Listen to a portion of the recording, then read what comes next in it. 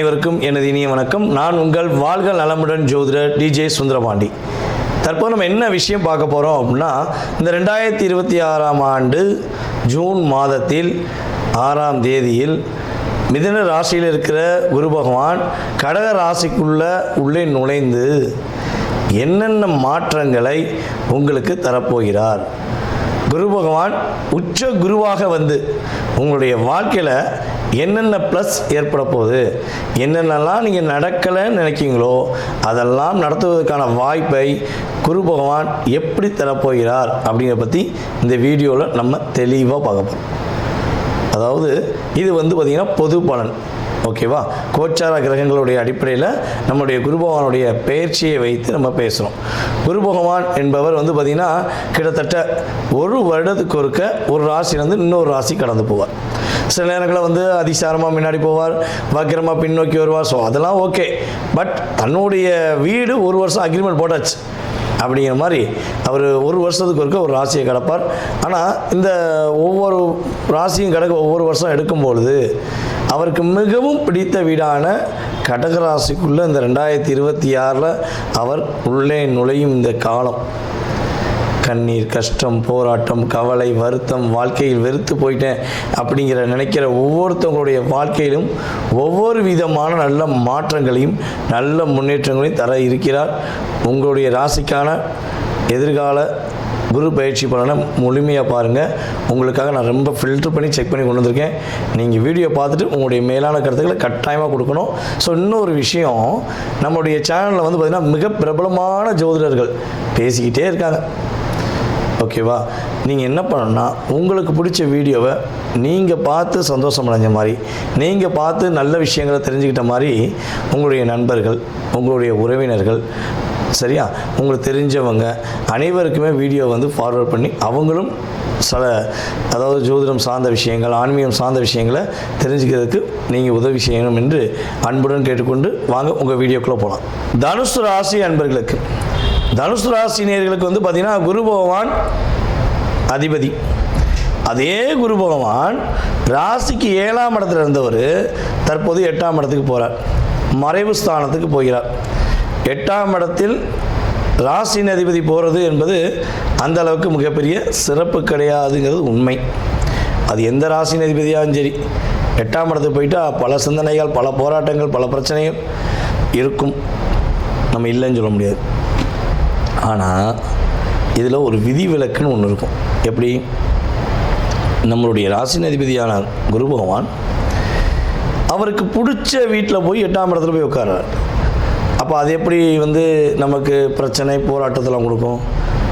இது பிரச்சனையோடு இருக்கிறவனுக்கு, பிரச்சனையோடு இருக்கக்கூடிய பெண்களுக்கு, பிரச்சனையுடன் இருக்கக்கூடிய மாணவ செல்வங்களுக்கு, பிரச்சனையே மட்டும் சந்தித்து கொண்டிருக்கிற தனுசு ராசிக்கு பிரச்சனை இல்லாத வாழ்க்கையை கொடுக்க ராசியின் அதிபதி உச்சம் பெறுகிறார். இவ்வளவு நாட்களாக இந்த கத்தியை பதப்படுத்துறதுக்கு என்ன பண்ணுவாங்க? தீட்டிக்கிட்டே இருப்பாங்க, கூர்மையாக்குறதுக்கு. பார்த்துருக்கீங்களா?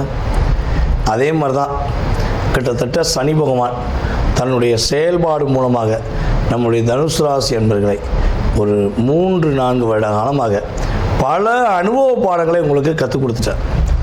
அவர் ஒரு பக்கம் கற்றுக் கொடுக்க, ராகுவும் கேதுவும் உங்களை படுத்தி எடுக்க, இதில் உங்கள் குரு பகவான் வேறு உங்களுடைய ராசிக்கு 6ஆம் இடத்துல ஒரு 1.5 வருஷமாக அவரால் முடிஞ்சதை செஞ்சு கொடுத்தார். ஸோ இவ்வளோ பிரச்சனைகள், இவ்வளோ போராட்டங்கள் எல்லாம் கடந்து உங்கள் லைஃப்பில் நீங்கள் உங்களுக்காக உங்களுடைய வாழ்க்கையை மீண்டும் சிந்தித்து சிறப்படையக்கூடிய ஒரு அற்புதமான பயிற்சியாக இந்த குரு பயிற்சி இருக்கப்போகுது. குரு பகவானுடைய பார்வைகள் உங்களுக்கு மிகப்பெரிய மாற்றத்தை கொடுக்க போகுது. எப்படி கொடுக்கும் அதை கொஞ்சம் விளக்கமாக சொல்ல முடியுமா அப்படின்னா கண்டிப்பாக சொல்லலாம்.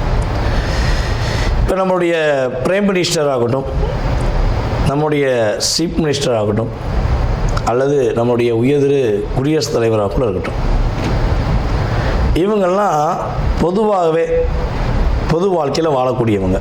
ஓகே. ஸோ இவங்க தனிப்பட்ட முறையில் ஒரு தனியாக நடந்து நம்மளுடைய பொதுவான பகுதிகளில் வந்துட முடியுமா? அவங்க வர ரெடி, அவங்க யாருக்கும் பயப்பட ரெடி இல்லை. பட் அவங்க வர ரெடி. ஆனால் அவங்களுடைய ஒரு மிகப்பெரிய பொக்கிஷமான உயிர், அவங்களுடைய பொக்கிஷமான செயல்பாடுகள் எல்லாமே நமக்கு முக்கியங்கிறக்காண்டி என்ன பண்ணுறோம், அவங்களுக்கு ஒரு செக்யூரிட்டி கார்டு கொடுக்கும், ஒரு பாதுகாப்பு வளையங்கள் கொடுக்கும்.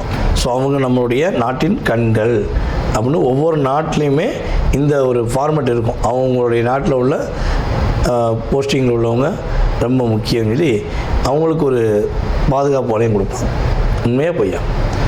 உண்மை தான். ஸோ இப்படிப்பட்ட நிலையில் அவங்களுடைய நிகராக தான் படித்த படிப்பு அப்படியே கற்றுக் கொடுத்தது யாரும் தனுசு ராசி. தான் பார்க்குற வேலையை 15 வருஷமாக பார்த்ததை 10 வருஷமாக வேலை பார்த்த வேலைகளை ஒளிமறைவு இல்லாமல் அப்படியே ஓப்பன் டிக்கலாக சொல்லி கொடுத்தது தான் நீங்கள் தனுசு ராசினர்கள். அப்போ நான் எந்த கலையை கற்றுக்கிட்டாலும் சரி, நான் எந்த செயல்பாடுகளை நான் கற்றுக்கொண்டாலும் சரி, நான் எந்த ஒரு பிரதிபலனும் எதிர்பார்க்காம நான் உனக்கு சொல்லித்தரேன், நீ கற்றுக்கோ, நீ நல்லா இரு அப்படின்னு ஒரு நபர் அந்த இடத்துல சொல்கிறாங்கன்னா அது மெயினாக பல ராசிகளில் முதன்மையாக இருக்கக்கூடிய ராசி நம்மளுடைய தனுசு ராசி. நீங்கள் மெயினாக இருப்பீங்க. இப்போ அதை ஃபஸ்ட் அண்ட் பெஸ்ட் அப்படிங்கும்ல, அந்த பாயிண்டில் இருக்கக்கூடிய தன்மை கிரக ரீதியாக உண்டு. ஸோ இப்படிப்பட்ட சூழ்நிலையில் நம்முடைய குரு பகவான் உங்களுடைய ராசிக்கு 2ஆம் வீடு மற்றும் உங்களுடைய ராசிக்கு 12ஆம் வீடை பார்க்க. அப்போ இந்த 2, 12 அப்படின்னா நடுவில் யாருக்குது நீங்கள். அப்போ ஒரு பாதுகாப்பான வலை வந்துடுதா, இந்த ராசி உங்களுக்கு முன்னாடி, இந்த ராசி பின்னாடி, மகரம் முன்னாடி, நம்முடைய விருச்சிகம் பின்னாடி, நடுவில் நீங்கள். அப்போ ஆல்ரெடி ஒரு செக்யூரிட்டி உங்களுக்கு குரு பகவான் கொடுத்துடும். நிறைய நம்முடைய விருச்சிக ராசி என்பவருடைய எதிர்காலம் எப்படி பாதிக்கப்பட்டுச்சோ, எவ்வளோ கஷ்டப்பட்டுச்சோ, அதுக்கு ஈக்குவலாக நம்மளுடைய தனுசு ராசி என்பவருடைய வாழ்க்கையும் பாதிக்கப்பட்டுச்சு. ஏன்னா விருச்சிக ராசிக்கு அதாவது விருச்சிக ராசி உங்களுடைய ராசிக்கு 12ஆம் இடம், அதை சனி பகவான் பார்த்துக்கிட்டே இருந்தனால நம்முடைய தனுசு ராசிக்காக நிம்மதியாக தூங்குனதே கிடையாது. நிம்மதியாக தூக்கம் அதிகமாக போச்சு அப்படின்னு சொல்லக்கூடிய நபர்கள் நீங்களும் ஒரு முதன்மையான நபர்கள். பல போராட்டங்கள், தூங்குவதிலையும் போராட்டமா, தூங்க போராடலாம், தூக்கத்திலையும் போராட்டமா அப்படிங்கிற மாதிரி தான் விருச்சிக ராசி என்பவருக்கு எப்படி ஒரு பதட்டமான நிலையை கொடுத்துச்சோ அதே மாதிரி தான் நம்முடைய தனுசு ராசி என்பவர்களுக்கு தூக்கமில்லாத தன்மையை சனி பகவான் கொடுத்தார். அதை குரு பகவான் என்ன பண்ண போகிறாரு, தன்னுடைய பார்வை மூலமாக பார்த்து நீங்கள் பட்ட கஷ்டத்துக்கு ஒரு விடிவு காலம் கொடுக்க போகிறார். நான் பார்க்குறேன், நீ கவலைப்படாத அப்படின்னு உங்களுடைய 12ஆம் இடத்தை குரு பகவான் பார்க்கறதுனால நம்முடைய தனுசு ராசிக்காக நம்ம தான் வேறு லெவல், வேறு மாதிரி அப்படி வரக்கூடிய தன்மை உண்டு. பொருளாதாரம் சார்ந்த விஷயங்களில் மிகப்பெரிய வெற்றி உண்டு. எங்கேயா பணம் கொடுத்து ஒரு லெவலில் ஒரு லிமிட்டை தாண்டி உங்களை ஏமாற்றிட்டாங்க, அந்த பணம் மீண்டு வர மாட்டேங்கி, மீண்டு வர வாய்ப்பு இருக்கா அப்படின்னா கண்டிப்பாக மீண்டு வரும். ஏன்னா 12ஆம் இடங்கிறது முதலீடு, எங்கேயா எதையாவது ஒன்று வச்சு முதலீடு பண்ணுவது, அதை லாக் ஆகிறது. அடப்பாவுமே எதிர்பார்க்கவே லாக் ஆகணும், தொழில் பண்ண லாக் ஆகிடுச்சு, ஒரு முதலீடு பண்ண லாக் ஆகிடுச்சு, என்கிட்ட பணத்தை வாங்கினாங்க திரும்ப தரல. இந்த வார்த்தையெல்லாம் தனுசு ராசிக்காக கடந்த ஒரு 5 வருஷத்தை அதிகமாக பேசுனீங்க. ஸோ அந்த நிலை மாறப்போகுது. உங்களுடைய உழைப்புக்கேற்ற ஊதியம் வரப்போகுது. பொருளாதாரத்தில் மிகப்பெரிய ஏற்றம் வரப்போகுது. அதாவது தனுசு ராசி என்பவர்களில் பாதி என்பர்கள் ஊர் விட்டு ஊர் போகிறது, நாடு விட்டு நாடு போகக்கூடிய யோகங்கள்லாம் குரு பகவானுடைய அற்புதமான பார்வை மூலமாக இருக்குது. சந்தோஷத்தை இழந்து சந்தோஷத்துக்காக காத்திருக்கின்ற நம்மளுடைய தனுசு ராசி என்பவர்களுக்கு ரியலாகவே சந்தோஷம் நிலைச்சிருக்க போகுது. வேறு லெவல் அப்படிம்பாங்கள்ல. ஸோ அதே மாதிரி நீங்கள் உங்களை ஆட்ஃபிட் பண்ண போகிறீங்க, உங்களை உருவாக்க போகிறீங்க, உங்களை வழி நடத்த போகிறீங்க. உங்கள் லைஃப்பை நீங்களே குரு பகவானுடைய பார்வை மூலமாக மாற்ற போகிறீங்கன்னு அர்த்தம். ஓகேவா? அப்போ வண்டி வாகனங்கள் வாங்கலாமா அப்படின்னா வண்டி வாகனங்கள் வாங்கலாம். வீடு கட்டலாமான்னா வீடு கட்டலாம். மேற்படிப்புக்காக வெளிநாடு போகலாமா? கண்டிப்பாக போகலாம். வெளிநாடு சுற்றுலா போகலாமா? வெளிநாடு வேலைக்கு போகலாமா? வெளிநாடு சிட்டிசன் வாங்கலாமா அப்படின்னா வெளிநாடு சிட்டிசன் நினைக்கக்கூடிய தனுசு ராசி என்பர்கள் உறுதியாக வெளிநாட்டு சிட்டிசன் வாங்கக்கூடிய பாக்கியம் உண்டு.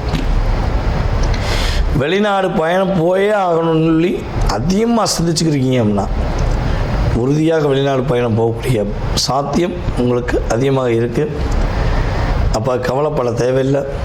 இரட்டிப்பான லாபம், இரட்டிப்பான செயல்பாடுகள் உங்களுக்கு குரு பகவான், உங்களுடைய ராசி அதிபதியான குரு பகவான் மூலமாகவே கிடைக்கப் போகிறது என்பது நிதர்சனமான உண்மை. இந்த காலகட்டங்களில் உங்களுடைய ராசி அதிபதியான குரு பகவான் உங்கள் ராசிக்கு 8ஆம் இடத்துல போய் அமர்ந்திருப்பதனால உங்களுடைய வீட்டு பக்கத்தில் இருக்க நவ கிரகத்தில் உள்ள சுப கிரகமான குரு பகவானை மனசார வழிபாடு செஞ்சு மனசார இங்கே என்ன கேட்குங்களோ அது கிடைக்கும், நடக்கும் என்பது நிதர்சனமான உண்மை.